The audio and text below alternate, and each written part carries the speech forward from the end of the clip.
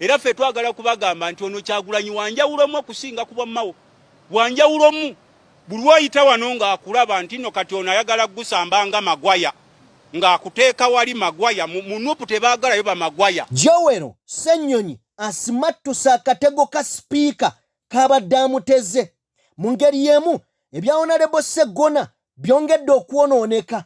Amazima gali nti byonoonese. Emmanuel Dombo owa NRM aleese bwino omuka. Byonna katubitunuulire. Rebecca Kadaga ye sipiika eyali mu Parliament nga General Museveni yeeyongeza emyaka. Njagala owulira ebigambo bino. Bannayuganda mumanyi mwerabira. Deka tubitunuulire nabyo tusobole okuba nga tubyongera. Omukyala amanyiddwa nga General Nareiso avuddeyo n'avumirira ekikolwa kya General Muhoozi Kainerugaba ekyatuusewo nga bali e Masaka. Byonna katubitunuulire olunaku olwaleero twongere okubeera ng'oboolyawo atwongera okumanya kwaffe. Waliwo abaabuuziza Oweekitiibwa President nti abaana b'oku social media nga bavuma nnyo. Ekituufu kiri nti ekyokuddibwamu kiikino deka tutandikire na ku bakulembeze bennyini nga tonaba kutuuka ku baana ba social media era we tugenda okutandikira. Mbaanirizaako buli omu wasinzira okubeera ng'atugoberera abali mu bitundu by'ensi eby'enjawulo. Omukutu oli ku DPTV Uganda and of course yenze Sajime abeerewo okuba nga mbatuusaako ebintu eby'enjawulo. N'olunaku olwaleero nzikiriza tutambule ffenna tusobole okubaako ebyenkizo bye tugenda mu maaso n'okuba nga tutegeera era tumanye. Ampuliriza njagala tutandikire wano olunaku olw'eggulo oba tutandikire wa Rebecca Kadaga. Katuddeyo olwaleero mu byafaayo. Ebyafaayo by'olunaku olwaleero katutunuulire Rebecca Alintwala Kadaga. We butuukidde olunaku olwaleero ng'ono omukyala mu NRM abamu bamusenza luti. Naye mu kiseera kiri baali bamwagalanga zaabu oba ddoola. Dwaki? Nti yayimirira n'amagulu gaabiri ne bakkiriza General Museveni yeeyongeza emyaka.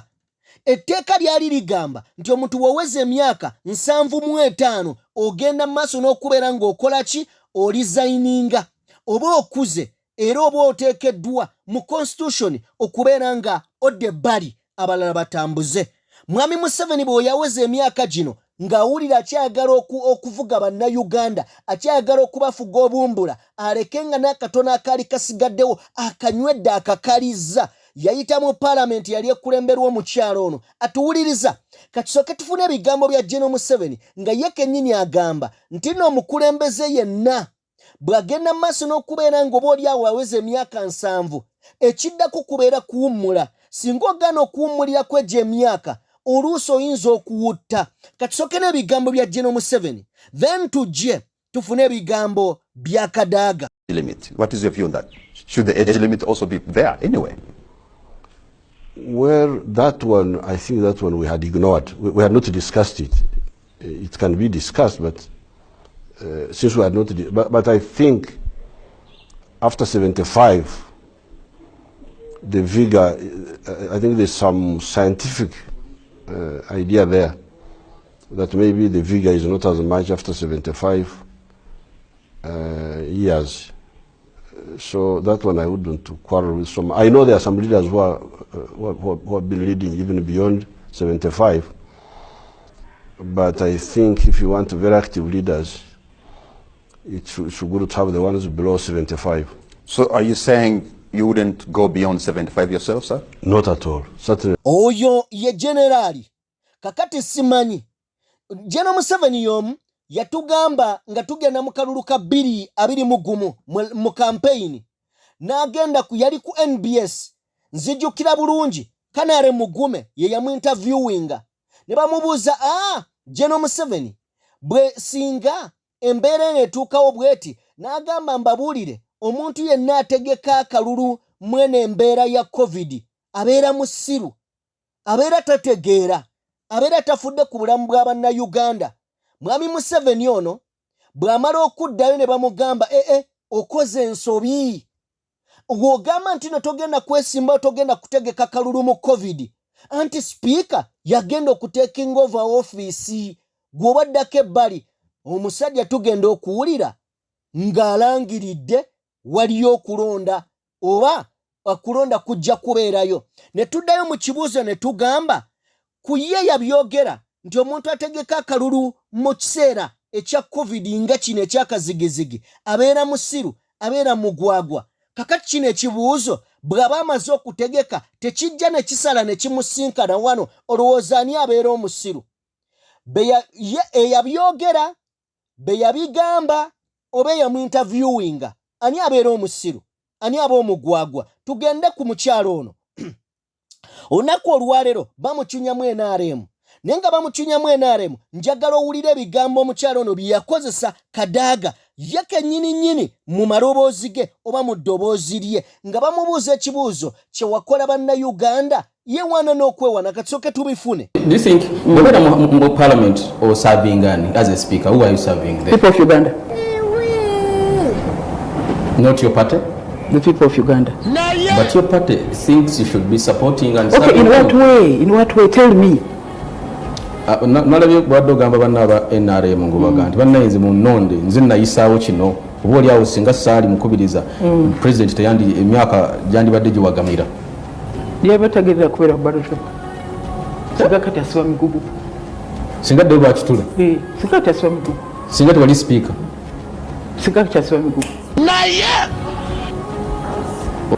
Chagwa, let's do other things. Bannayuganda abalowooza nti nno mwabayisa kulitalaba.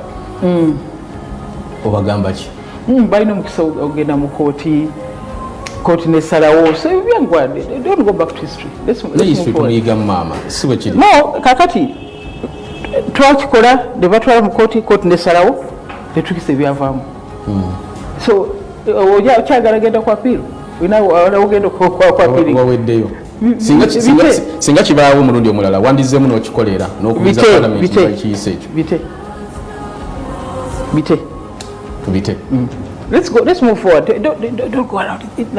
Quit long past. Oye Kadaga bamubuuzizza bw'obeera mu parliament oba bamubuuza bw'obeera mu parliament oba osaavingani n'agamba bannayuganda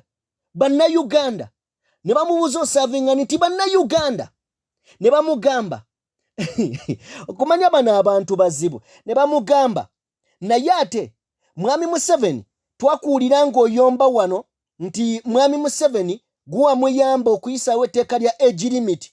N'agamba iye singa era saalinze singa yasiba mudde ebibye. Naye nga bamaze omubuuza osaavingani. Kati ono omukyala yeebuuzaako bannayuganda kiki kye baagala. Kyogamba eyo will gye yakola yali on behalf of Ugandans. Bannayuganda yeyo gye baamusaba era yategeera nga gye tuwagala kwongera mwami Museveni myaka oba oliawo bw'atyo bwe yalowooza. Ne bino byonna bigenza okutuukawo nga Rebecca Kadaga alina olutalo ne speaker Anita Amongi aliwo mu kiseera kino era nga Amongi alumiriza Rebecca Kadaga nti oba oliawo agenda maaso n'okuba ng'alemesa bbaawe bawa Anita Amongi oba oliawo okola obuvunaanyizibwa bwe. Era bino byonna byagenze maaso ejjinja wakati mu kulangira Kadaga obutabaako nti talina kyakoledde bantu b'ejjinja eyo. Naye amugamba weeri Bukedya ow'Ebukedya anonooza ebyeno ejjinja.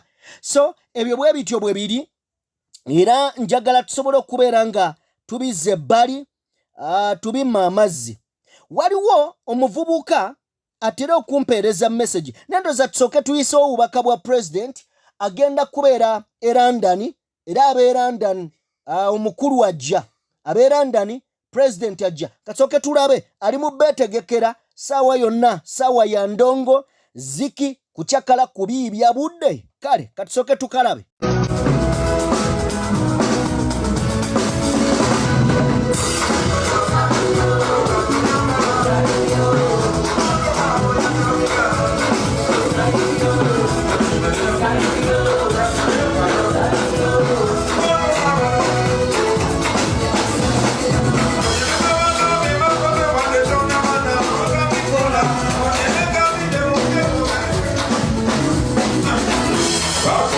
Radio.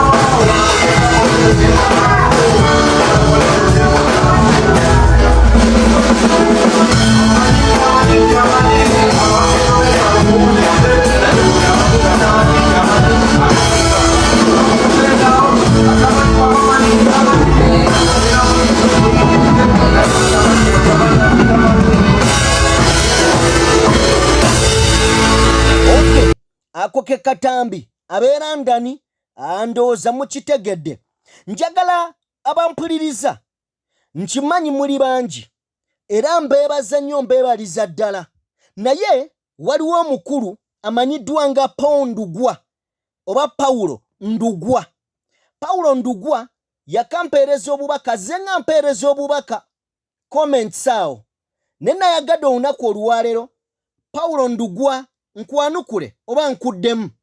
Nakoze emboozi juuzi nga ngamba nti Katikkiro eyaliko Katikkiro Dani Muliika yavaayo n'agamba nti omukulu azakola submission ze mu ngeri eggwanga gye litambulamu n'ebyobufuzi nga waabiraba. Yavaayo n'ategeeza nti omukulu amanyiddwa nga Lubega, Lubega Mathias Mpuuga. N'agamba nti amazima gali nti sente ezo tezaali ntuufu. Bwe ziba nga zaali ntuufu wazifuna mu mateeka ki? Era ng'agamba wandibadde obutavumaganya kibiina kya banno, wandibadde okwata sente n'ozizzaayo mu kikolwa eky'empisa n'okwetonda ne weetonda. Omukulu ono Pawulo Ndugwa yajja n'ampeereza obubaka. N'olunaku olwajjo nakoze story nga mulimu era ow'ekitiibwa Dani Muliika. Dani Muliika yabadde ayogera ku buyinza obusukkiridde ku Katikkiro Mayiga. N'agamba ffe actually ndowooza katuzannye akatambi kano katukazannye okusobola okutegeera kye ŋŋendako. Pawulo Ndugwa njagala ompuliriza olunaku olwaleero. Omanyi mmwe abasajja b'e NRM mwetaaga kujjukiza na kutegeeza. Bataddeko n'omulala omutaka nakiwulidde okuggyako nze mu kyemmanyi nti omulundi guno nandi Katikkiro yafunye obukulu bungi, kubanga Katikkiro siggoola oteekako abataka era siggwa obanjula abataka layini namba kyetuva tulayira Muliika ndi mutabani wa gundi nva mu nnyumba ya gundi. Okay, ako ke katambi ak'owekitiibwa eyawummula Dani Muliika. Kakati Paul Ndugwa yazze n'awandiika n'agamba nti oyo Muliika talina makulu yensonga lwaki kabaka yamugoba ku bwa Katikkiro ng'amazeeko emyaka 2 gyokka. Obwakabaka tebusobola kuzinira ku ntoli za NUP. Museveni gwe muvuma yagambye nti Museveni gwe muvuma ye yazzaawo obwakabaka oluvannyuma lw'emyaka 3 nga tebuliiwo. Bobi Wine obusiru bwe busudde NUP so si Museveni. Mwensobi zammwe muzisiba ku Museveni. Muhoozi is the next president. Yes, Bobi Wine is now a dead horse. Ampuliriza, njagala nsooke nnyinnyonnyole n'ensonga. Era Paulo Ndugwa saagala ogambe nti nno tuli bavumi. Njagala ompulirize, tandikidde ku nsonga ya Katikkiro. Njagala okitegeere nti mwami Museveni bwe yali akomyewo obwa Katikkiro olutalo lwali lumulemye. Era engeri yokka gye yalina okuwangulamu kwe kuleeta wano kabaka mu kiseera ekyo eyali omulangira. Era byonna bigenda mu maaso ng'aleeta omulangira eyafuuka kabaka kati. Byonna ebyaliwo yali tayagala bwakabaka. Era ebbanga lyonna Museveni tayagalangako bwakabaka. Simanyi ggwanga lyo Paul Ndugwa, simanyi ggwanga lyo kubanga amannya mugeetuuma. Naye njagala weebuuze lwaki obwakabaka bw'Abanyankole tebuliiwo. Ddamu weebuuze lwaki yanyangalaza obwa Busoga. Ddamu weebuuze lwaki yanyangalaza obw'Erwenzururu. Ddamu weebuuze lwaki obwakabaka bwonna buziŋŋamye obwalina amaanyi. Lwaki emikolo gyonna egigenda mu maaso yagikontrolinga. Ndugwa njagala tulizoningenga tubeemu n'amagezi oluusi oba oliawo nga tukomentinga. Siri mugezaako kuvuma wabula njagala kulaga weebale kungoberera naye njagala totegeere ensinga bw'etambula. Tokomentinga nga just kubanga oyagala komentinga wakiri olekanga. Njagala ne kino kiwulire. Bwe tutuuse wano nti Bobi Wine busiru bwe yamazeewo NUP so si Museveni. Njagala ompulirize Ndugwa. Buli kizibu mu Uganda kitandika na Museveni. Kubanga Uganda ejjudde Museveni zimu. Mwebuuza lwaki tulemere ku Museveni. Naye njagala Ndugwa owulire. Njagala ombuulire kitongole ki mu Uganda ky'omanyi nga kiyimiriddewo bwa namunigina. Tutandike n'ekitongole eky'amagye. Tutandike kale tumanye amasiga 3 agatuwala eggwanga. Erisooka executive ye kwatuula. Njagala ombulire ku executive ani asalawo. Tugende ku parliament. Parliament tugimanye eri mu nkwawa ne gye buvuddeko yatugamba nti asobola okugijjawo na running eggwanga nga teriiwo. Tugende ku kyokusatu ye judiciary ebiriyo kyogamba tobiraba. Ani akontrolinga essiga eddamuzi ge masiga 3 gatwala eggwanga. Tuveeyo jangu mu bino ebya bulijjo kubanga gali amasiga gega. Parliament yekola amateeka, judiciary yegateeka mu nkola, executive yetuvuga byonna yabyetoloola. Kakati jangu ku bintu by'omunaku wansi. Kirira tugende tutunulire envuba oba ennyanja n'ebyokuvuba yateekayo magye. Ebyokuzimba enguudo n'amayumba birimu magye. Tugende sekita kiggwe gy'oyagala okuŋŋamba nti eteredde ekola. Mpayo institution mu Uganda yonna mu gavumenti n'ebweru nga institution eyo mwami Museveni si yagiraninga. Ne bw'aba nga ataddewo muntu era omuntu yamuwa ebiragiro. Nkuwa example. Bwe twali tutunuulira akakiiko aka Uganda Airline, akakiiko ako bamutuuraki yatwala airline mu Uganda. Bwe baali bamukunya nga talina na biwandiiko yajulizaani. Tuddeyo tutunuulire IGG Betikamya bwe yanoonyereza ku ngeri abasajja ba gavumenti gye basaasaanyamu omusimbi. Ani yavaayo n'amukuba ku mukono n'amugamba tokwata ku ebyo, abo ba investor bajja kudduka bagende ba investing ebweru w'eggwanga. Enguzi mwami Museveni yagisibye mu Uganda. Njagala kutwala nkutegeeze nti tunuulira amateeka gayita mu parliament.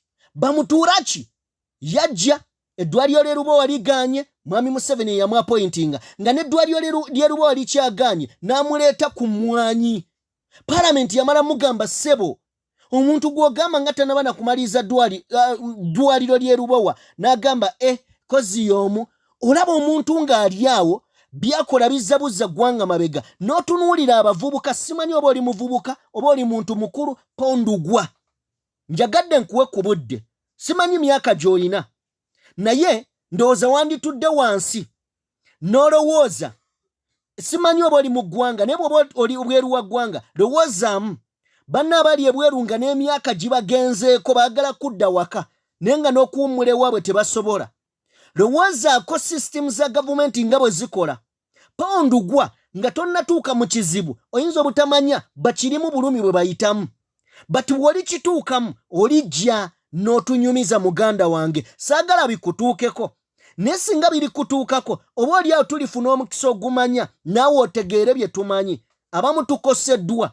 abasajja badduka mu Uganda nga baleka zi bizinensi zaabwe omuwala yadduka n'agenda mu kiyumba yayina mobile money yayina saluuni ye esiba enviiri yayina bu bizinensi bwabwe bwasaanawo bayina emigugu nga bali eyo mu kikuubo mu owino biki byayokebwa byamalibwawo gavumenti yali mutembeeyi ku kkubo baamukwata ne bamuggyako ne bamukuba ne bamuteeka ne mukomera bwe yavaayo n'asalawo agende eweeru w'eggwanga pawundugwa eggwanga lirimu Musevenizimu nkuluddeko njagala kubeera nga nkuggyako engalo muganda wange bw'onaaba nga totegedde nga mmanya either sina butamanya kubanga kati otegedde njagala kubeera nga nkuggyako engalo pawundugwa mpozi ndowooza nsembyeyoko ne buno obubaka oba oliawo bwe wasembyeyo okubeera nga ompeereza njagala nabwo ndowooza mbuyiseeko oba mbuyiseeko oba mbuleke ndowooza oba mbuyiseeko ne ndowooza kambuleke olw'obufunda bw'obudde nabwo nja buleeta mu katuuso akalala njagala kubeera nga nvaawo bwe mba nga nvuddewo munnayuganda gwe wenna mpuliriza njagala kubeera nga nkutwala wano we nkutwala tuwulirizeewo wa mukulu amanyiddwa nga Jowero Ssenyonyi Jowero Ssenyonyi Asiimatuse akatego akabadde kamutegeddwa ndowooza tusooke wajje nalweyiso tusobole okuba nga tubitegeera omukyalo ono avuddeyo n'avumirira ekikolwa ekyali e Masaka ng'abantu bali mu kwewaana ku UPDF abantu abategeera bavayo ne bagamba ono omwana atukola ki bannange naye abatategeera wallahi ng'ogasseko ne minisita wa defense bayimiridde emabega wakati mu bannamasaka omusajja ali mu kwewaanira ku resources z'abannayuganda nga talina nakutya yadde okutunuulira ensonga yonna n'ogamba ono ye yayigirawa yategeererawa mbadde njagala tulaba akatambi kano bwe tuvaayo mwagambye pulezidenti avuma yatendeka abavumi kale linda ngenda baleetera abavumi ngenda baddizaako abavumi kale nze nsaba mutabani wange yejjeko agamalindiriza agamuliko baddeyo mu offices zaabwe mpozi nga batambula naye okwogera ku ministries zaabwe nti bawulidde jeno muwoza ayina abantu bagenda okusisinkana n'olina agenda nyonyole nti ministry yange ekola bweti kati nga waliwo honorable Kasolo nayogera ku myoga bwatyo tibaba bakola naye ate UPDF mutuddawo n'ogamba mbu babuuza simanyi tanava mu maje simanyi bitya kibaali bagalaza embizi kataze MKwe sebaali bagaliza embazzi asudde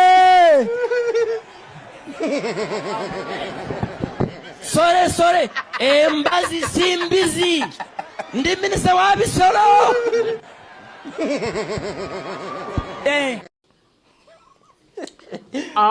abantu abo bavimba jeno muwoza abegobeko abagambe batuule ka oba kyekyo atambule nabo nga banyonyola ministries zaabwe kyezikoledde abantu oli Masaka zikole ministry ekyo kyekoledde abantu nawulidde byesaagala nga bwe nalabye ekikolwa ekibi ennyo era nsaba mutabani wange mwanyinaze oba mutabani mwanyinaze nziire mukwano gwange taddamu okola ekikolwa kye yakoze nze mpulira n'okuwulira nti nandiragidde bamukwate okasuka ssente mu bantu bw'aba yakasuse ssente okujjako nga yakasuse oba leaflets ne bwe ziba nga zabadde ssente kye nalabye ku masimu g'abantu nga kasuka ssente mu bantu ekyo ekikolwa tekyetaaga kuva mu muntu yenna nga wa pate ye NRM ng'okola ekikolwa bwe kityo kale n'omulala mu pate endala tekikiriza naye okugenda mu bivulwo bino eby'okuyimba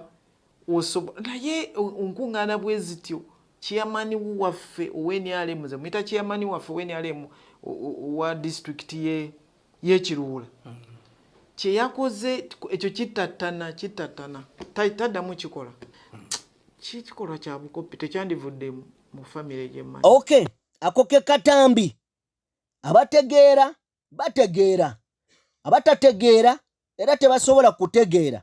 Njagala kubeera nga nkugatta ku mboozi eno. Olunaku olw'eggulo President we yabadde ku radio emanyiddwa nga Simba yabuuziddwa ekibuuzo kino nti abaana baabo ku social media nga bavuma nnyo.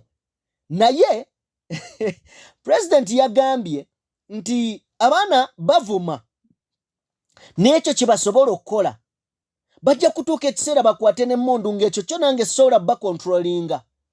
Naye nga tonnagamba nti n'abaana bavuma tunuulira mu nsonga lwaki bavuma. Naye wadde bapiininga President nti abaana be bavuma ku social media njagala tufune wano ku ntalo ez'abavuma. Ono bamuyita Muwanga Kivumbi yabadde na bannamawulire katukafune katono nnyo ka clip then tujje. I became a member of parliament on a DP ticket. Twice.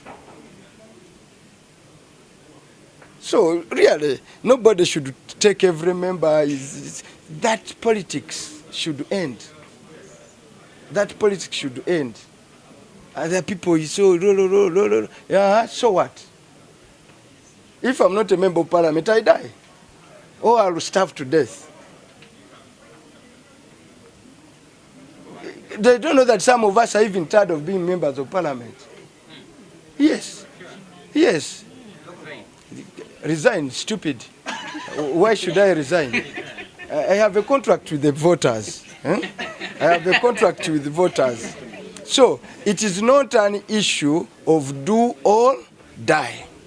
There is life after parliament, and there will be parliament. I will live as Kivumbi after parliament. So nobody on planet Earth will ever blackmail me on a question of being a member of parliament. Who are some of these ones that are putting pressure? Cool. No one can put me on pressure. Which pressure do you put on me? Me, Kivumbi. Not even voters, not even no. I'm past being blackmailed. So please, media, cease that propaganda. Muwanga Kivumbi. Tetugenda koma ku Muwanga Kivumbi. Kakati kino tekirimu bya bufuzi. Njagala tutunuulire ku kabinja ke bayita abagagga kuwagalana. Oyinza okugamba nti okuvuma kuli mu NUP ne bano mujje muba braming katufune kana katambi omugagga oba abagagga nga beeyisaamu eggaali. I have one building in town, my friend. I have many developments everywhere in the world. Mr. Yasin, my friend, don't take me like a street boy. I'm not your size. Don't measure me to yourself, if I must say this. Nze sirwana nawe, but you've been fighting me. Museveni nze nkusinga omumanya. Nsome kuki. Look at this fool. Oh no, look at this fool. Onsinga bitibwa gwe. Look at this fool. Nze Kirumira, do you know me well? Gomanyi. Look at this bastard bwayogera. Nze nkubuulira no problem. Kale nasitula katugambe oba katwebuuze kati abo nabo babyabufuzi. Nabo babyabufuzi. Njagala kubeera nga naawo nvaawo. Kakati mujje manyumize story eno kubanga yo ewooma ge mazima. Atuwuliriza omukulu amanyiddwa nga Muwanga Kivumbi yavuddeyo no Lubega Sseggona yavuddeyo amawulire mwagalabye nagabawadde ng'omukulu ono alaga nti bamubbyeko obukadde 118 ku Washing Bay era abavubuka ababbye ne bakwatibwa mu kukwatibwa basanzeeko ndowooza bafunye obukadde nga 3 ne bagenda n'ewalala. Kino kyendowooza nti bano nabo beetabye mu kuzannya diversion. Bannayuganda amaaso bagajje ku mukulu waabwe empuuga eyabba ssente z'eggwanga bagatunuuliza omukulu ono. Naye byonna nga bigenda mu maaso, njagala tufune omukisa okubaako ekiwandiiko kye tusoma wano. Ekiwandiiko kye tugenda okuyitamu kya mukulu amanyiddwa nga wa NRM amanyiddwa nga Emmanuel Dombo. Emmanuel Dombo avuddeyo butongole n'agamba nti ekibiina kya NUP kino bagenda ne bagamba nti no baavu era ne bagenda mu maaso n'okuba nga bagamba mbu tebalina ssente. Okusinziira ku Emmanuel Dombo bagamba tebalina ssente era omubaka wa paliamenti mbw'afuna obukadde 5.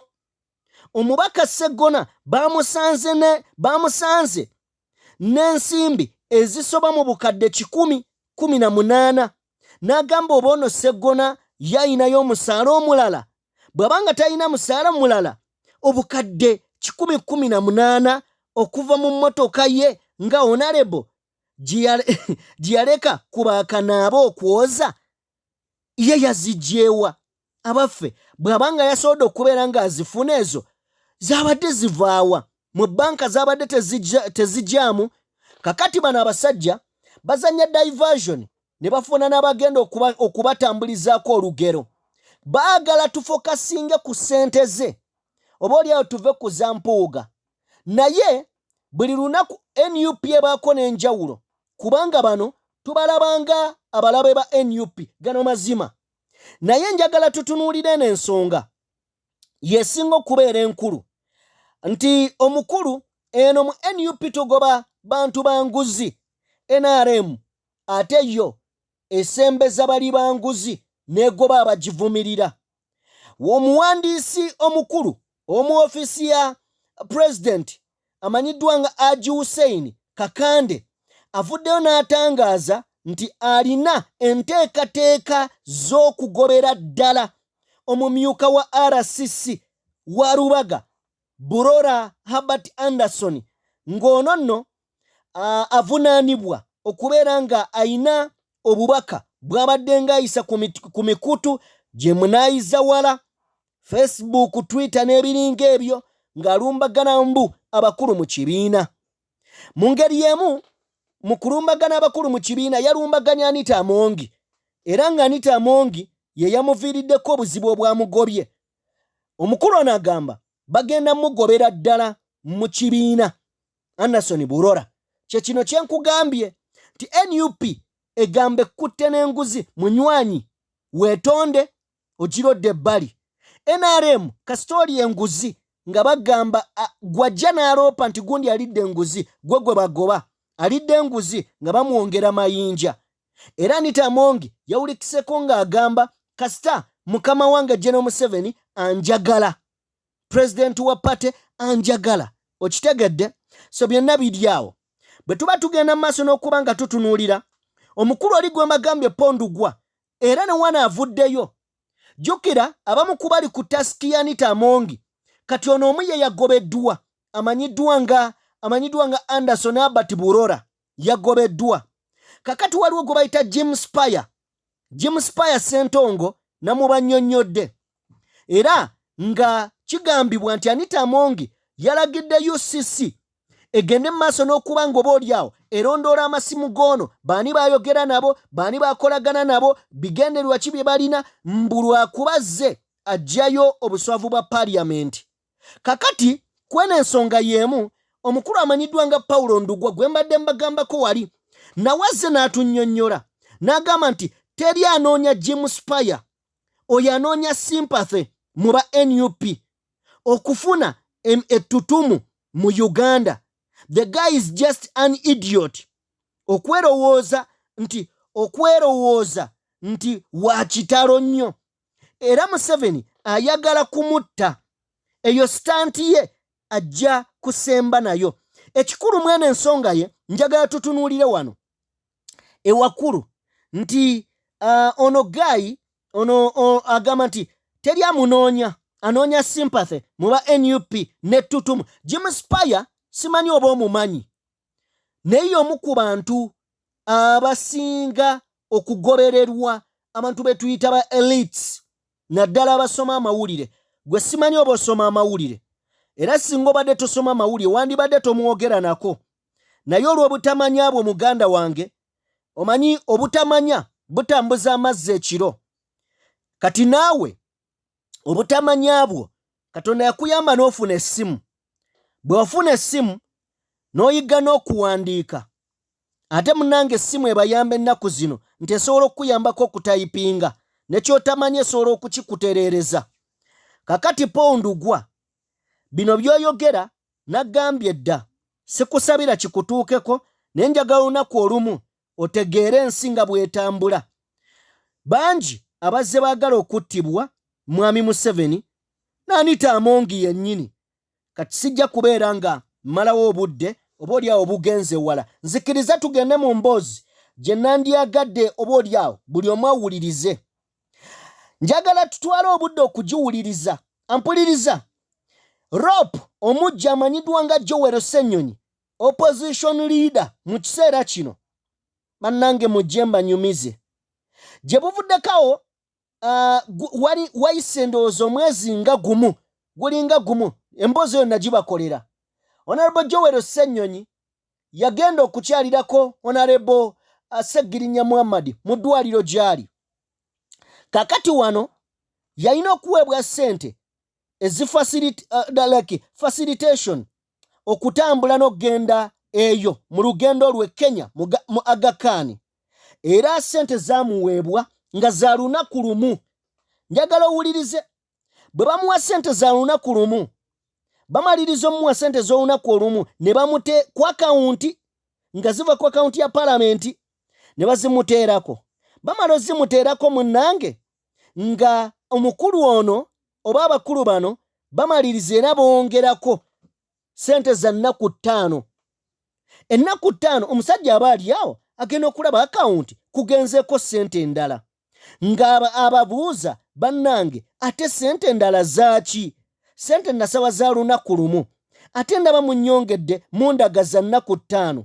Munnange Joel Ssenyonyi kye yakola ng'asirika, abakulu nga bamugamba ezo ssente zirekeko ku akawunti tujja zisala ku musaala, ng'abagammwe akakabadi nkabuuse, nga bamugamba nedda tewali buzibu, ssente tujja zitema ku akawunti ku musaala ogw'omwezi ogujja. Joel Ssenyonyi kye yakoze ng'akwata ssente ng'azisindika ku akawunti ya paliamenti. Olwo bano abaniga ebibalo byabwe baali baagala kugamba nti naye yali enguzi. Joel Ssenyonyi ebigambo we biri wano ng'abinnyonnyola, era njagala mukuwe ye kennyini abennyonnyolere. Ssente baaziteekako ng'akyala lunaku lumu, bamaliriza bamuteerako za nnaku 5. Ez'ennaku 5 ze baamuteerako ababuuza abaaye ate zino zaaki? Nti zirekeeko tofaayo, tujja zisala ku musaala gwo omwezi ogujja. Agammwe musanze endaba guno omulembe mulalamu abaana tebaagala baagala kuzimba nsi yabwe sijjirira mu nguzi. Kale bwe bityo bwe bibadde. Ntambudde ne Sheikh Ashrafu omusomi wa dduwa, munoonyeko alina ebizibu eby'enjawulo asobole okubeera nga muganda wange akutaasa mu bikusumbuwa. Munoonyeko ku nnamba y'essimu esembyayo 711.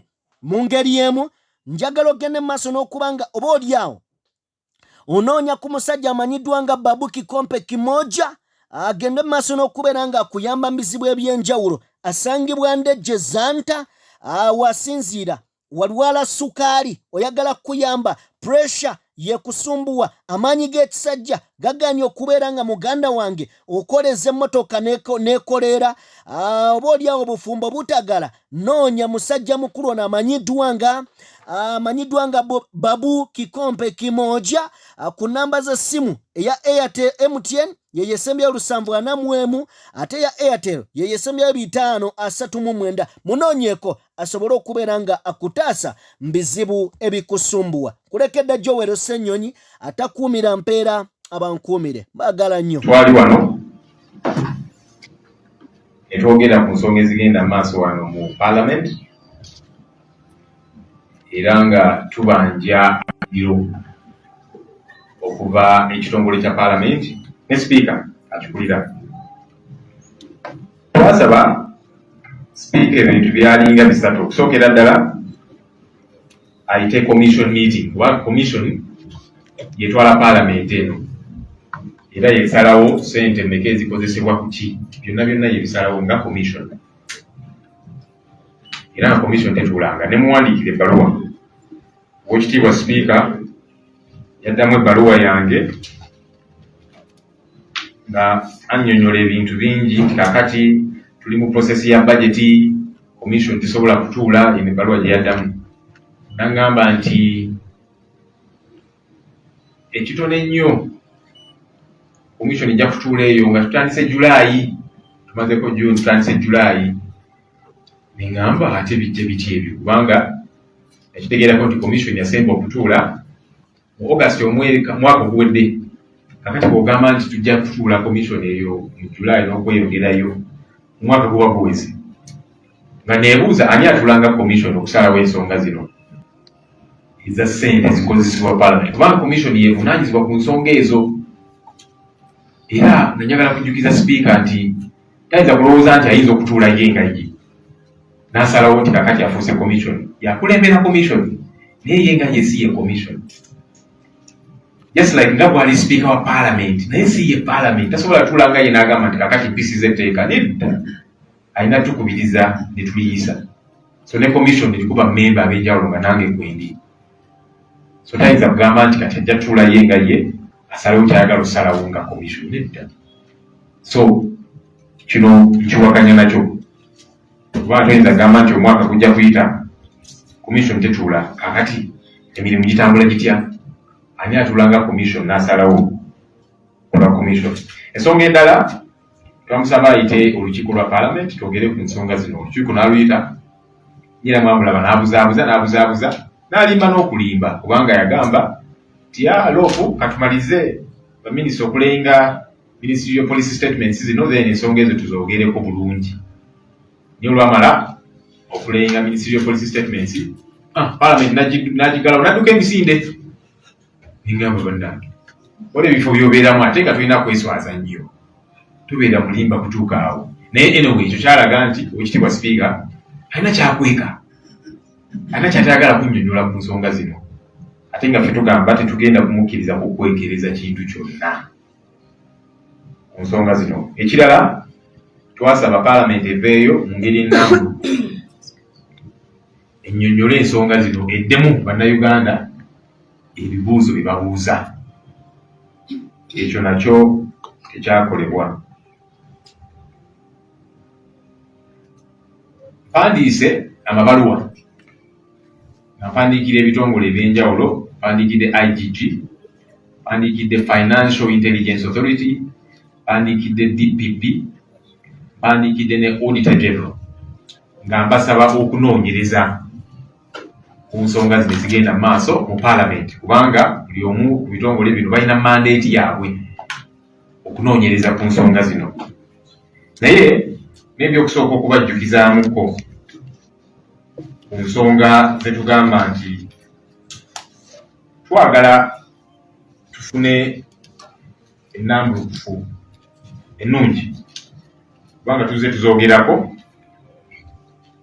abamu bayinza okwebuuza nti naye nsonga ki ezo. Okusookera ddala nsonga eza Kaweedemu eza Oweekitiibwa Speaker mwaka oguwedde twakitegeera nti yatambula mawanga ag'enjawulo kumala emyezi nga 6 era n'afuna paddemu wa buwumbi 2 ne miliyoni 6 2.6 billion. Ekizibu ekiri ku nsonga zino okusookera ddala si kituufu nti sipiika omwaka oguwedde yali taliwo okumala emyezi 6. Kubanga ne bwe yafuna abalongo wayitawo weeks 2 n'akomawo wano mu palamenti okugikubiriza. Kusi twamugamba sipiika nga bw'oyanguyeeyo naye ene eddembe eringa omuntu waba awulira nti kati ali ready. So kakati gino emyezi 6 omwaka oguwedde nga sipiika taliiwo yalidde kubanga si kituufu ekyo. Kiba kitegeeza nti engendo ezimu teyazitambula ne ssente yazifuna. Tulina n'engendo ezimu ze twawulira nti tewaliyo delegation okuva e Uganda naye ate yafuna zipaddemu wano. Ekirala ekyenkiza ennyo paddemu ono yamwongeramu mumenyi w'amateeka kubanga sipiika bw'atambula wabweru w'eggwanga buli lunaku aweebwa $909 muyamba okufuna woteeri ekyokulya n'ebirala byonna babifakitaringamu omwo. Naye ate bw'olaba ssente zino ezaamuweebwa buli lunaku yali aweebwa $400 ezisukka mu 4,000. Kakati sipiika yatulayo engaye n'asalawo nti kakati kaneeyongeze kuba talina buyinza obwo, si ye yeesalirawo yengaye. Ekikola atya nga tugamba twagala embalirira ku nsonga ezo. Ekirala of course twabyogerako commission yatuula ba commissioners ne yali leader of opposition ne beegabira ssente awo engeri y'obumenyi bw'amateeka buli omu n'akyogeddeko ne Uganda Law Society efulumiza ekiwandiiko n'abalaga bagamba kino kyali kya bumenyi bw'amateeka. Waliwo abalowooza nti zino ensonga za NUP nakiya mune n'abakukundula mu by'amateeka bavudde ne bagamba kino kikyamu. Abaali ba leader of opposition bonna baavaayo ne bagamba kino kikyamu.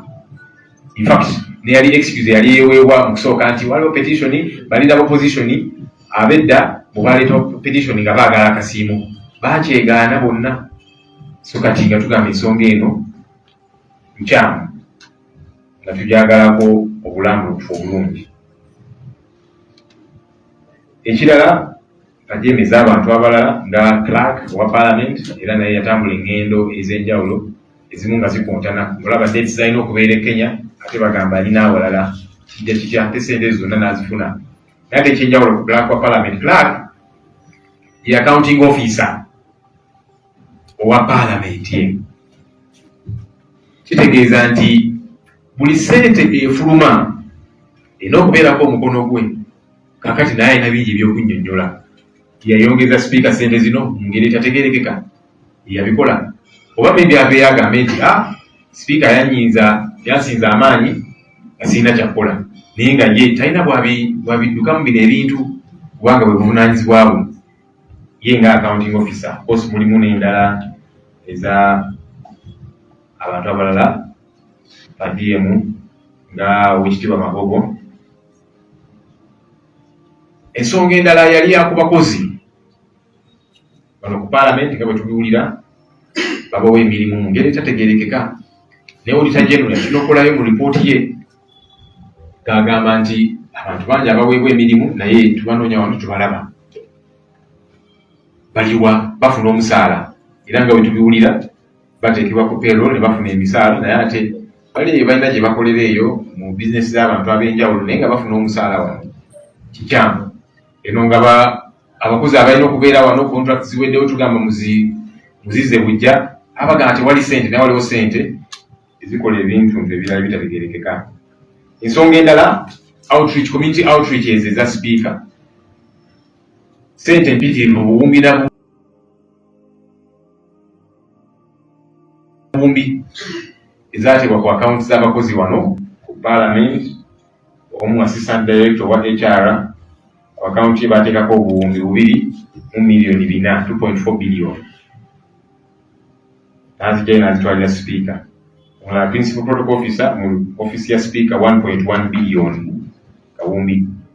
Omulala Chris Obole ono yayogerera parliament 1.9 billion akawumbi kamu 1 miliyoni 9 zateekebwa ku account ye naye nazijjayo nazitwalira speaker zakola mirimu gya speaker. Mirimu kyegyo gitegeerekeka. Ne officer omulala yaweebwa ku account ye kwateekebwako obuwumbi 4 million bitano mwana 4.54 billion enazijjayo bonna bazijjayo bazitwalira speaker okukola emirimu kyejo gya community nga bwe bagamba mbalirira eriwa era kijja kitya nti buno buwumbi na buwumbi buteekebwa ku akaunti z'abakozi wano era n'abakozi wano ku parliament balina okwegendereza wakati balina okunnyonnyola bakristo gole n'abalala obuwumbi n'obuwumbi buteekebwa butya ku akaunti zaabwe ekyo kimenya amateeka ate ne bazijjayo ne baziwa speaker kimanyi oba yabawaako oba ki ebyo banaabinyonnyola naye kino kimenya amateeka so kakati n'abakozi wano ku parliament balina okwegendereza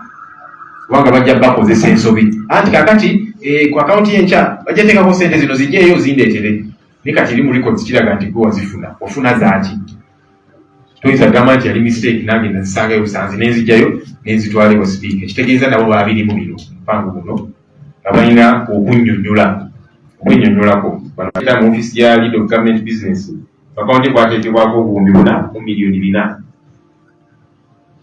zino zakola mirimu za office of government business office ey'owekitiibwa Nabbanja oyo naye alina okunnyonnyola sente zino zaali zaaki era nga lwaki ziteekebwa ku akaunti ye ng'omuntu. Ensonga endala eno contract wakati wa parliament ne radio gye bayita Mama Bukedya FM eyo radio yakitegeerako nti radio ya owekitiibwa speaker yennyiniyo. Radio eno yaweebwa contract ya buwumbi 3 mu miliyoni 13 okukola emirimu gya parliament mirimu kyegyo twebuuza era bayita mu procurement regulations ki kubanga wano TV ez'enjawulo radio ez'enjawulo mukola emirimu gya parliament mutulaga live wali nga tuteesa n'ebirala mu buno obuwumbi nga temubufuna radio ya speaker yanjawulo ki okufuna obuwumbi buno obusoba mu 3 ate n'ekirala abantu abateeka omukono ku ndagaano eno nga bamaneja ba radio ya speaker bakola mu office ya speaker wano kati ebintu ebimu bikwewuunyisa contract tetegeerekeka procurement regulations n'ebirala buwumbi 3 n'okweyongerayo naye ate abasayininze nga bamaneja ba radio ya speaker eri Bukedya bakola wano mu office ye kati kikulaga nti tebitegeerekeka ensonga eno ng'erina okunnyonnyoka obulungi. Amabaluwa ge nabategeezezaako ge nawandiise yasookedde eddala ya IGG owekitiibwa Betty Kamya muwandiikidde nga musaba anoonyereze ng'ekitongole si yenga omuntu ekitongole ekya IGG kinoonyereze ensonga ze zigenda mu maaso mu parliament empitirivu. Nawulidde IGG owekitiibwa Betty Kamya yagambye nti Auditor General ali mu kunoonyereza ku nsonga zino kakati nze nkyabivuddeko. Owekitiibwa Betty Kamya munaye teweesuulirayo gwannaggamba obuvunaanyizibwa bwo mu mateeka buli kiriya bulambo bulukufu bulungi toyinza gamba nti Auditor General ali mu kuauditinga kakati nze sijja kunoonyereza nedda. IGG kitongole ekyetengerera so tekiyinza gamba nti omulala ali kunoonyereza nze mbivuddeko. IGG kiki kyotya kubanga etteeka likuwa bulungi obuyinza okunoonyereza ku muntu yenna ku nsonga zonna nga tolina na bweweebuuzizaako katoyinza gamba nti ate kakati Auditor General ali mu kukola audit nze mbivuddeko nedda kubanga obuzibu obuli ku nsonga wa Auditor General era naye namuwandiikidde nga mutegeeza nti okusookera ddala twakitegeddeko nti speaker yasabye Auditor General asindike wano ttiimu banoonyerezemuko naye ttiimu eyasindikiddwa Auditor General ye ttiimu ebadde auditinga parliament emyaka gino gyonna kakati kyanjawulo ki kyebagenda okukola era bagenda kusiiga kazigo wayitewo ebbanga ttono speaker aveeyo agambe nti mulaba Auditor General afulumiza ripooti ng'etwejjeereza tetulina musango gwonna tugamba ekyo nedda eyo ttiimu ebadde wano ng'enoonyereza tegenda tegambe nti bye twanoonyereza luli nga tuggyeyo ebyaddala ddala kiba kyetagisa ttiimu mpya sinakindi n'okugendera ddala obuziba mu nsonga zino kyengamba Auditor General era ntusaba tufunire records ez'enjawulo. So kakati Auditor General ngeri, by the way, officer wa parliament, Auditor General mukozi wa parliament neteka bwe ligamba is an officer wa parliament. Kakati yes I know vunanyizibwa anoonyereze naye ate tugamba IGG toyinza gamba nti engeri egyali mu kunoonyereza zembivuddeko nedda, era nga IGG tumusuubira okunoonyereza ku nsonga zino mu ngeri ennambulukufu. Omulala gw'empandiikidde ye DPP muwandiikidde nga musaba alagire okunoonyereza kubanga DPP akolagana ne poliisi n'ebitongole ebirala ddala poliisi, era nga yatera ogiragira nti kakati munoonyereze ku kino, ye nga ye tanoonyereza naye akodalinga. So nga kyemusaba DPP kitongole ekyetengeredde era nga tekirina kubeera na kutiisibwa. Kasubire DPP anakoosinga investigation ku nsonga zino. Omulala gw'empandiikidde Executive Director wa Financial Intelligence Authority, era kino ekitongole kiteekebwawo etteeka eriyitibwa anti-money laundering. Kubanga bino bituze tulaba sente bumbi na bumbi okuteekebwa ku akawunti z'abantu abamu bakristo gole n'abalala, ekyo kimenya amateeka. Sente ze bakukusa zaaki?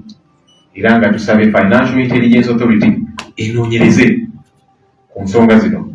Kasubire nabo tebagambe nti kakati bali abalala gye bali, ffe tetujja kuyingira engedda, bino ebitongole buli kimu kyetengeredde nga kyo, era nga tekiyinza gamba nti waliwo abalala banoonyereza ffe tetugenda kubyenyigira mu bino ebintu. Buli omu yeetengeredde ye nga ye. Ensonga endala tulebe sipiika ng'avaayo mirundi egy'enjawulo. Juzi yagambye nti ne mwami Museveni ampagira gavumenti empagira, ne tugamba maybe gavumenti etunyonyole emuwagira sipiika ku nsonga ki? Kubanga baatugamba nti nga gavumenti bafulumya policy gye bayita zero tolerance to corruption, tebagenda kuttira muntu yenna liiso ssente y'omusolo. Byakyuse oba n'eno ensonga naye bagenda kikwata nga bakwata ensonga z'amabaati abanene ababba amabaati ga Karamoja abamu baabaleka ne bagendera abamu. Tugamba nti tetwagala muntu yenna kubikirira ow'ekitiibwa sipiika mu nsonga zino. Sipiika ze ng'afuna lwekwaso, twali mu paalamenti neyekwasa abali b'ebisiyaga nti be bamulwana. Tugamba bannayuganda abakubanja embalire ku ssente zaabwe ate kakati obayise bali babisiyaga. Bannayuganda tubawe ekitiibwa, zino ssente zibabanjako embalire ssente zaabwe. Katoyinza bagamba temulina ebibuuzo bimulina kumbuuza mmwe muli bali babisiyaga. Lwaki tufuna lwekwaso? Lwaki toddamu ebibuuzo byebakubuuzizza? Kati juzi namulabye nga yekwasa ow'ekitiibwa Kadaga yali sipiika, n'agamba nti bano abakazi abakadde ennyo abali mu ofiisi ya sipiika balwana okweddiza ofiisi yange ewa sipiika. Bo bakulaakulanyiza ebitundu byabwe ekamulina walala ebitundu ebirala. Simanyi oba ow'ekitiibwa Anita Among n'ow'ekitiibwa Rebecca Kadaga balina entalo zaabwe ng'abantu, simanyi tebinkwatako. Nze ebinkwatako ze ssente zino zetubanjako embalirira. So tusaba ow'ekitiibwa sipiika nga tukuwa ekitiibwa ku lwa ofiisi gy'otuulamu, neddamu ensonga zino. Ekiraba kwebuzaabuza ng'ofuna kati tetumanyi mulala gwagenda kunenya kyonanwana n'onanwana naki. Kale ffenna munnanga bali mu byobufuzi tulina abatulwana. Nange ndi wano nga loopu ng'omubaka wa Nakawa West, nina abatanjagala ffenna buli omu. Ne kakati siyinza kwekwasa abatanjagala nga mbuuzibwa ebibuuzo eby'enkizo. So kakati sipiika yes naawe olina abatakwagala nga naffe ffenna tulina abatulwanyisa mu ngeri ez'enjawulo. Naye leka kwekwasa abo, simanyi abakulwanyisa simanya ki. Tamu ssente y'omusolo eno engeri gye bagikozesaamu. Kitubuuza bannayuganda kye baagala odde mulekeraawo okufuna lwekwaso. Ate nga sipiika ayinza n'okweyamba neyeetaasa ku nsonga ezimu of course walina okubeerawo okunoonyereza bulyawo ne zigenda ne mu mbuga z'amateeka. Ne kati waliwo ezimu zasobola okutereeza nga bukyali. Kati nga zino tripu zeyatambula nti oli Kigali ate ekiseera kyekimu oli Nairobi, ssente zikumyewo.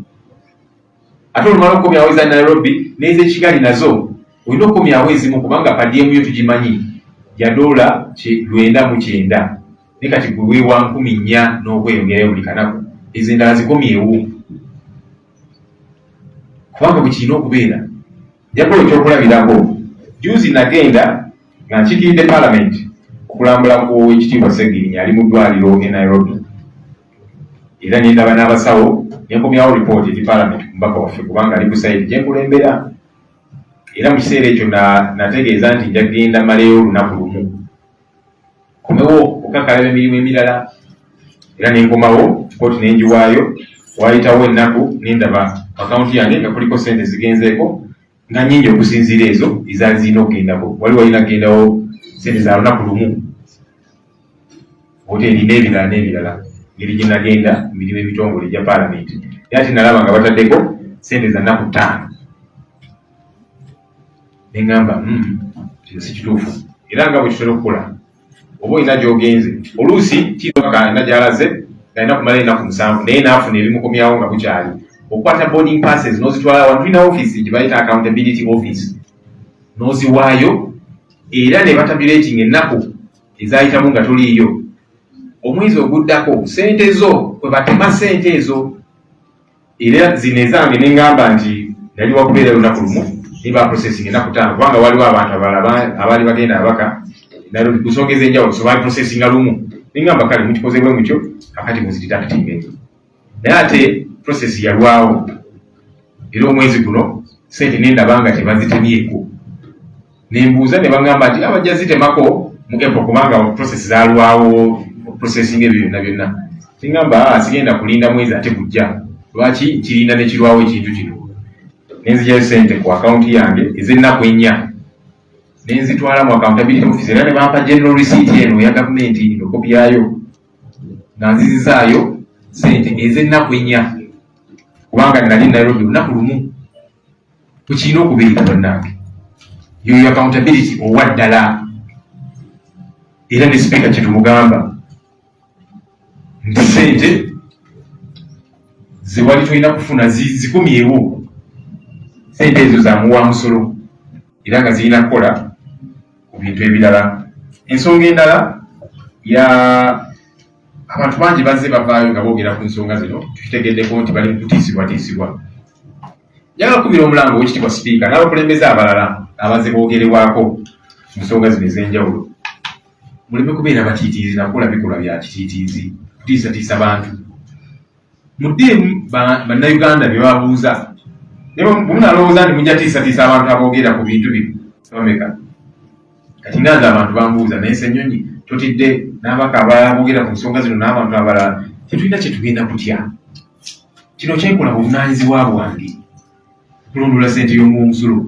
So sipiika sirina kye mutyako, muwe ekitiibwa nga sipiika, era leka nsubire ampa ekitiibwa nga leader opposition. Ne mu kumuwa ekitiibwa nina okumuwuuza ensonga zino nga twagala embalirira ku ssente y'omuwumusolo. So tuleme kutiisatiisa bannayuganda ababuuza ebibuuzo bino kubanga kye bakola ssente zino zaabwe. So toyinza batiisatiisa lwaki onyogerako naki, ssente zize alinako omugabo kubanga asasula omusolo buli kiseera. N'ekisembayo abazze bagoberera mulabe nga sipiika wa South Africa ali mu kunoonyezebwako, era poliisi yagenze mu maka ge neegaaza n'ebirala.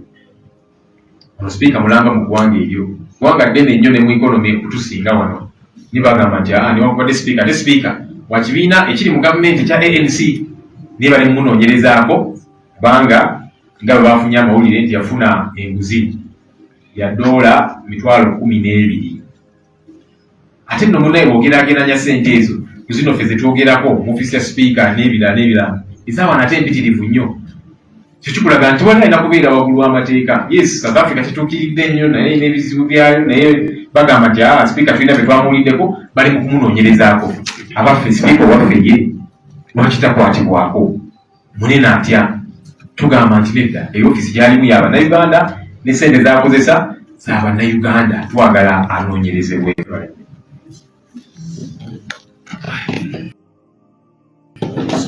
I think so. Members, I think we have some questions in English. They can ask the same. I'll respond. What? Yeah. I think all of you asked me. Thank you so much, Bob, for the opportunity. My name is Dominic Control. We defend the unit. One, I request you clarify on the dates when you wrote the speaker and the different entities. The dates not so clear. And then, do you have a timeline within which you expect these agencies to respond to your request in the different letters that you have written? Two, you talked of employees who are irregularly hired at Parliament here. According to your sources, how many are these employees that have been irregularly hired to work in Parliament? And lastly, it's about evidence. We witnessed your presentation and submission last time Parliament sat a few days ago. And in response, the Speaker said, these allegations have been put on social media, and therefore you don't have the nuts to respond to them. May I know how you have obtained? How can we trust the sources that gave you these documents? Can you clarify on that so that we get to know that even if she denies them, the sources that have given you the documents are authentic? And the very last honorable law is about the investigation processes in this country seem not to yield much when it comes to the powers that be. How confident are you that these entities will respond appropriately to the letters that you have written to them? Thank you so much. Yes, I mean, members, let's have at most 2 questions. Thank you. One of my questions you have asked, I want to know on the question of the donations. There's a bigger picture of several of the top government officials having big budgets, especially on donations. Why don't you address it as well? Perhaps we would also want to know if your budget has donations. The other thing, since we are speaking about accountability, the allegations of officers in the office of the leader of opposition paying about 500,000 shillings to the party. Is that true?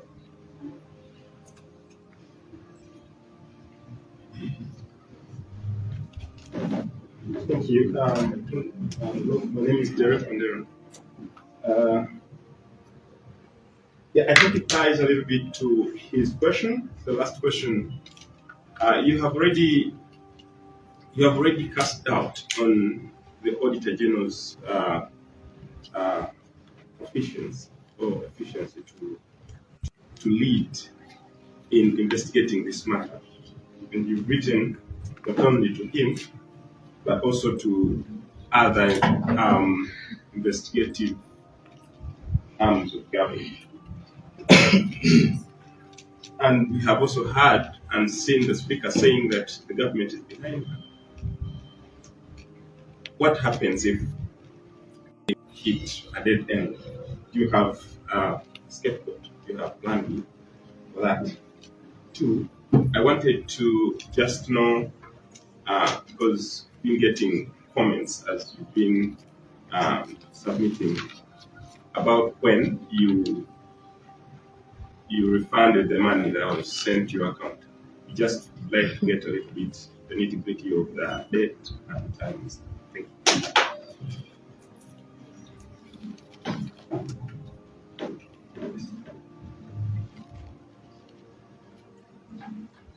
you. Look, you have run to these government agencies, and some Ugandans do not trust them. Why have you done?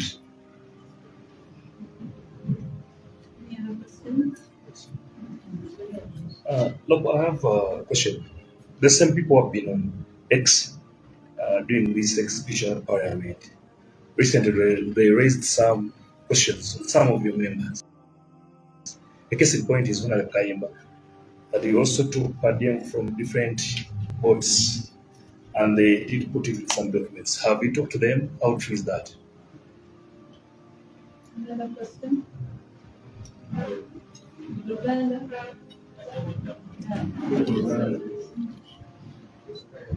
Doc, I think we can respond to this.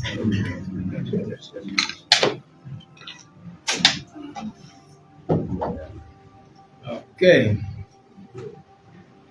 Dominic asked many questions. So you want all these as well translated to Uganda? Dominic, you want Uganda now?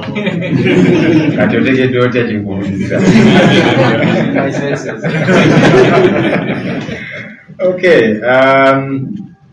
That's when I wrote to the speaker. I need to get I'll get that letter, I'll share it with you people. When I wrote to her, but her response was 12th March, days after I had written to her. That's regarding the commissioner. The commission, when I was asking for her to convene commission meetings, how many employees were regularly recruited? According to our sources, it's over 200. But when you read the Auditor General's report, he talks about 105 employees who are unidentified. That's in the Auditor General's report. So, and that's why we are saying we need a thorough investigation to get to the bottom of these issues, so that we get the factness of everything. Once a proper and biased investigation is carried out, we'll get to the bottom of these issues. Issues of social media. The speaker says these are social media allegations, they don't warrant a response. The speaker has on 2 occasions sent the Honorable Francis Zake to the disciplinary committee, Rules and Discipline Committee, over social media matters, twice, and he's still, battling those issues. So why was it okay then, and it's not okay now? So that time she trusted social media too much. Now she's saying social media can go to hell. You see, you can't have your cake and eat it. But also what's important is that the spokesperson of Parliament, Mr. Chris Bobi, has been speaking a lot, and has acknowledged a couple of these issues. Okay? For example, the contract for Bukedia, Mama Bukedia FM, the speaker's radio station, his response was, there are many pre-qualified radio stations. It's not just Mama Bukedia FM. So he was not denying that this contract is factual. But his response was, there are many others. So we pick among the pre-qualified ones. Why was Mama Bukedia picked? And also, how is it that staff in the office of the speaker are the one signing as managers of her radio station? But yes, we have also asked the Auditor General, because we have a right to information, in one of the letters that we written to him, to provide all these authenticated documents, so that no one finds an excuse. But like I'm saying, these are not, whoever has been speaking, whether it be Chris Bobi and so on, they're not denying the factness of these issues. Even the speaker is not denying them. She's simply saying, homosexuals are fighting me, Kadaga is fighting me, and I don't know who. You respond to these issues, because if they are false, you say, I did not go to Nairobi or to Turkey or to Kigali, or I did not receive that money. What's hard about saying that? But now you blame this one, you blame the other one, you're running away from the real issues, because she knows they are correct anyway. How confident am I about entities that reached out to? Well, we are putting them on the test as well, because these are legally provided for entities. They have a clear mandate.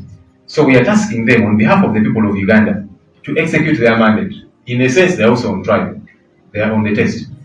Let's see if they'll execute their mandate without fear or favor. Shamim, question of donations, why not address them all? There are many problematic expenditures. Some other times we have talked about the budget of State House and the President's office. Talked about classified expenditures. which we know are not so classified as such. This is money they use for their own whatever, because they know they can't account for it, yeah? So there's numerous things. Sometimes you want to deal with what is your new plate at the moment, so that there are not too many things that we need to deal with. So many in this country, numerous, yeah? But this is at hand right now. Let's deal with it. And again, I've had some people saying, why are you only going up to the Speaker's office? There's many other corruption, happenings in this country. In fact, the IGG said we lose over 10 trillion shillings to corruption every day. I mean, every year. This is only a fraction of it. Well, at least we have evidence about this one. So we are going to pursue it to its logical conclusion. Staff in the Lord's office paying some money to the party, I don't have information to that effect. If anything, which staff? Because the staff, their contracts were not renewed as of 30th January. So they don't to its logical conclusion. Staff in the Lord's office paying some money to the party, I don't have information to that effect. If anything, which staff? Because the staff, which money will be paying to the party. But nonetheless, I don't have information to that effect because they are staff or partner. And that's why, anyhow, we were saying let their contracts be renewed because they have been operating here.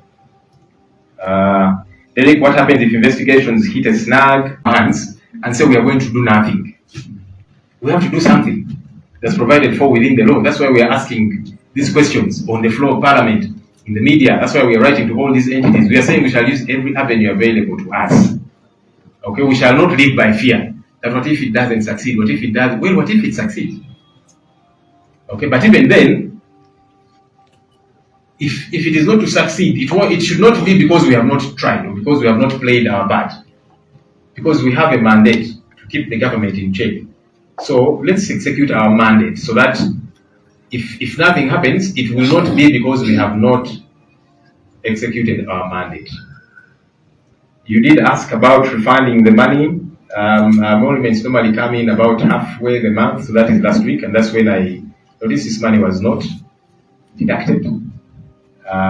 That's when I said, now I'm not going to wait for April, because they told me since it's not deducted March, then it will be deducted April. Said no, I'll not wait, which is my right also. I mean, I could have said, okay, let me wait to deduct April, it would still be legal. But I said, now that I've discovered, so last week, that we got the emoluments and the money has not been deducted, I don't want it to stay longer with me. Why should? So the total, let me get for you the total.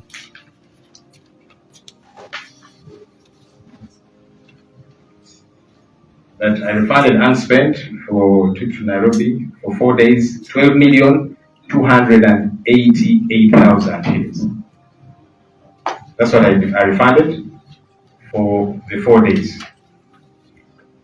Why run to government entities? Somebody else did ask. I have talked about that because they are legally in place. They have a mandate. They have budgets which are appropriated by Parliament to do this job. So we are asking them to do their job.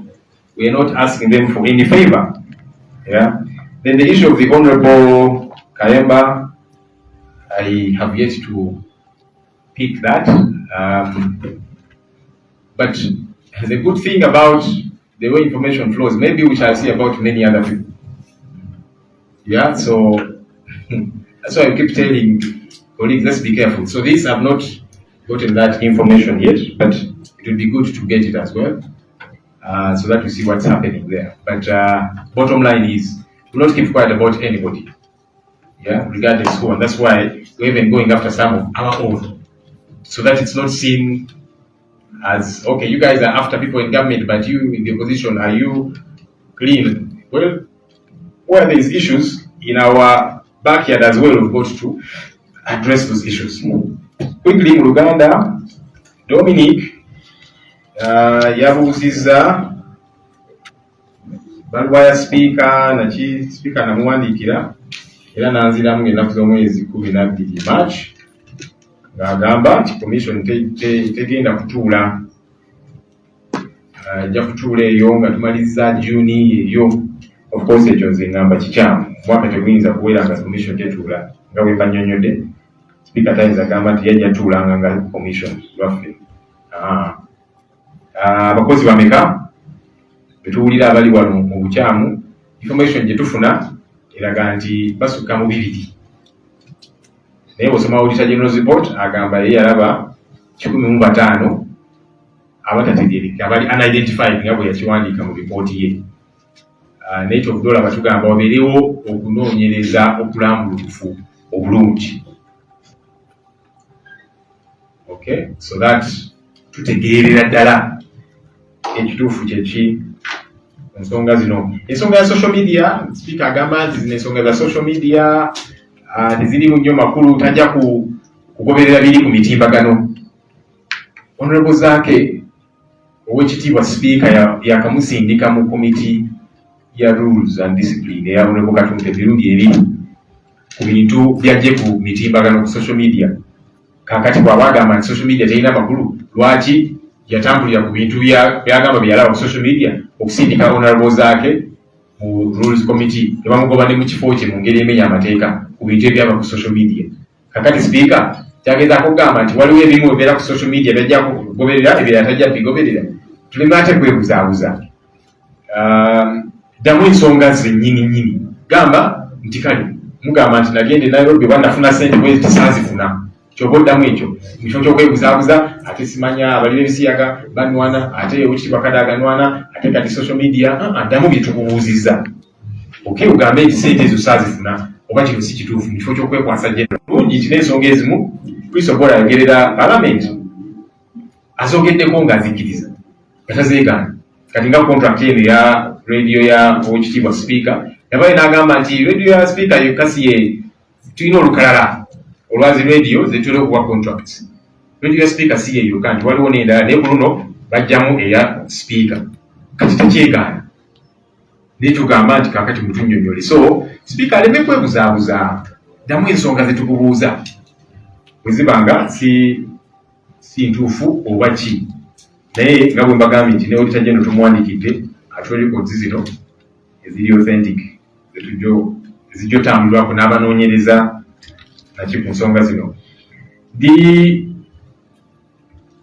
Neesiga ebitongole bino byetuwandiikidde binatuukiriza bye tubasabye okukola. Well, nabo tubatadde ku minzaani kubanga kye tubasaba okukola kiri mu mateeka, buvunaanyizibwa bwabwe.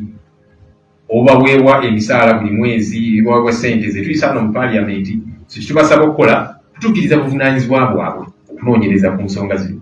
Tewali kyamaanyi nnyo kye tubasaba kukola oba ekitali mu mateeka oba kye batasobola kukola. Nedda bye tubasaba byonna biri mu mateeka, birambulukufu bulungi era nga nabo tubatadde ku minzaani tulabe oba naatuukiriza obuvunaanyizibwa bwabwe oba nedda. Shamimu yabuuzizza ku nsonga za donations n'ebirala, ebintu bingi ebitategeerekeka. Juzi twali twogera ano ku budget ya President's Office ne State House ng'olaba mpitirivu bitategeerekeka. Tulina zino ziclassified ntabalika trillions ate ng'ezo tezitakola kulondoolebwako. Okay, so bingi bitulina okusigala nga tunokolayo. Ne mu kaseera kano katuli ku kino ekya Parliament era nga twagala tukiremereko paka nga n'endala nazo bwe tujja nsonga endala ez'enjawulo, kubanga oluusi bw'okwata ebintu bingi awo kakati ebimu bibulira awo ne byekweka mu birala ebingi. Katugamba nti kino kyekiri mu ddiiro, twagala kisooke nakyo kive mu ddiiro. N'ezindi endala tuze tuzoogerako era nga tujja ziddamu, naye kati eno ensonga yeri mu ddiiro. Era titwagala waliwo ababuzaabuza nti kaakati lwaki mwogera ku ya Speaker yokka. IGG agamba nti buli mwaka tufiirwa obutabalika 10 trillion 10. Ate eza Speaker zemwogerako ntono nnyo ku ezo. Kaakati kubuno obutabalika 10 buli wetusanga obuzibu nga tulemerako nti kaakati zino zitunnyonnyolebwe tuzitegeere obulungi. Ayogedde ku bakozi mu ofisi ya loopu nti abawaayo akasente kibiina sibijja wasibimanyi munange loopu, ate n'abakozi nabo tebakyali wano kubanga contracts zaabwe zaggwako, baagaana okuzizza obujja. So kaakati sibitegeera byogerako munnange. Derek yabuuzizza yes investigations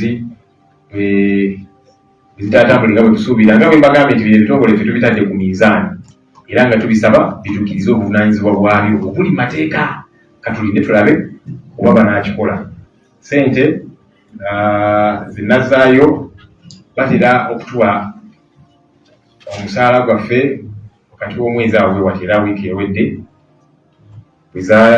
nafuna notification nendaba nga ssente tebazigyeko neŋŋamba nti ate kakati kikibo process yalwawo bajja zitema ku musaala gwa apuli neŋŋamba sigenda kulinda Apple kwe kujjayo ssente nenzitwala of course naligambye nti kaninde Apple tikirina buzibu nti ssente nali nzibbye oba kibazi processinga ne bakubadde nabagamba nja kubeerayo olunaku lumu era nga kati bebalina okuzidetactinga mbawadde boarding passes n'accountability omulala naligambye kale bwate muzigyeko omwezi guno kaninde Apple tewali buzibu basirina musaawo bweziziza naye nagamba nti sagala omuntu yenna akikozese propagandist naki kanzitwaleyo bampe risiiti yange. Lwaki tuddukira ebitongole bya gavumenti ekyo I think nkizeemu ensonga ya owekitiibwa Kayemba sinnagipiikinga bulungi sinnafuna biwandiiko ebyo naye obaoliawo tunabifuna tetugenda kukira liiso omuntu yenna n'omu. Okay, era atuwoninga bannaffe nti ensonga za accountability buli omu bijja kutuuka ku mulyango gwo oba oli wa NRM oba oli opposition muvudde mulala n'abafa abamu nabo tugamba nti newankubadde oli waffe n'ensonga zino twagala oziddemu. Mwebale nnyo mwebale ddala wadde ebbanga ki okubeera nga bikoze alipoota zaabwe? Well, kizibu okugamba nti biwadde ebbanga ki naye twagala okulaba nga bitandise bitulage nti bitandise mbagirawo. Okay, so kizibu okugamba nti tubawadde ebbanga lino kubanga ebyokunoonyereza bingi biyitirivu naye twagala balage bannayuganda nti batandise okunoonyereza. Bannayuganda baddemu essuubi kale kati awo batandise then era basigala batuwa update nti kati twakafuna kino wano wetutuuse era wayitawo kabanga tubuuze nti kakati bannange kyekigenda maaso. So twagala batandike mbagirawo okunoonyereza ku nsonga zino. Ati ndowooza negwente blogu oba nzikiriza nange sayo ekibuuzo kimu wano kubanga ndabe kwagala okubuuza buuze tukasa tubuuzazi ndabe bannamawulire wano nga bakusoyasoya ebibuuzo. Waliwo ku bannamawulire wano abakola wano ku parliament abali wano naffe abakolera Mama Bukedia FM